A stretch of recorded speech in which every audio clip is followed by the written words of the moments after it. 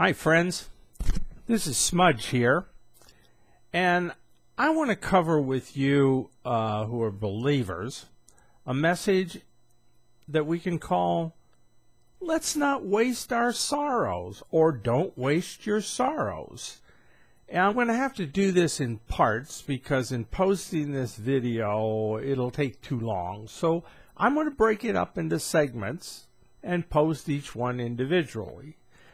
Let me start off with a little introduction here. The passages that I'm really going to cover in this are number 1, James chapter 1, verses 2 through 18. Also, 5 through 11. And Romans 5, 1 through 5. And then again, which I've already covered, is 2 Corinthians 4, 16 through 18. It's basically telling us not to waste our sorrows. So I'm going to start off here with a little story. There's a gentleman, a Christian gentleman, we'll call him Mr. Patterson. He was raised in the church, he married in the church, had a family. As years went by, his wife and he fell apart, and they ended up in divorce, and he lost his family. And now Mr. Patterson has fallen away from the faith. Now many would say, hey, he wasn't secure to begin with. You know, obviously he's fallen away. Well, that just isn't true. The thing that he hasn't been taught or learned proper doctrine about is that we will go through sorrows, trials, tribulations, and troubles in this life. Many of them self-imposed, some of them just because this is a fallen world. It's not the perfect world. This is not the kingdom. It's a great place. I'm grateful to be here. I'm grateful for the life I have, the temporal life. But this is a temporary situation, and it's not the perfect world that's promised to those who've trusted in Christ for their eternal security. So today, in this first short clip, I'm going to cover for you James chapter 1, verses 2 through 4.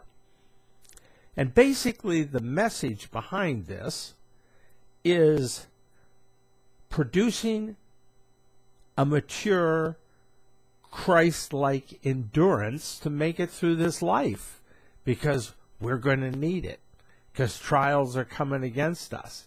And if we're not mature in the doctrine and know the word, we're going to be overcome by the trials, temptations, pleasures, cares, riches of this world. Rather than having a perspective on eternity, we're going to have a temporal perspective.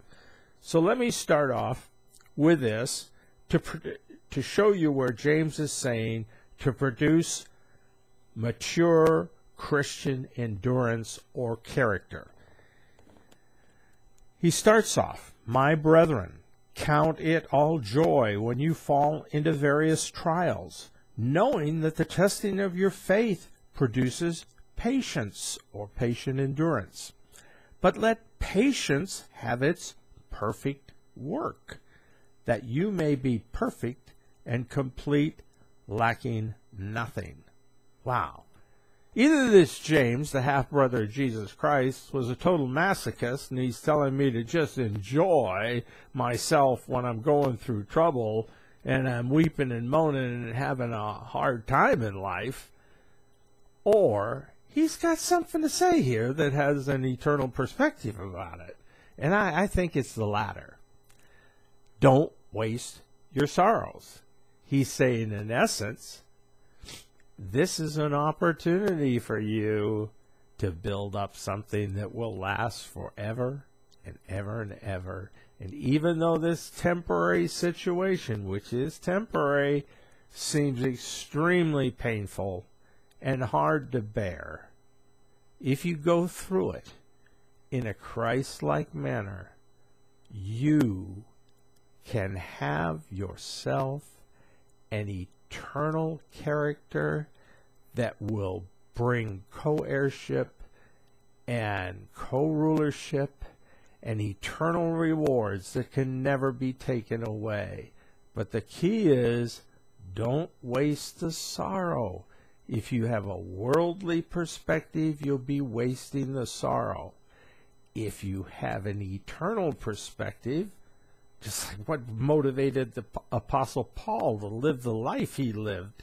He was stoned, he was shipwrecked, he was even martyred for Christ. Why did these men go through it? Because they were masochists?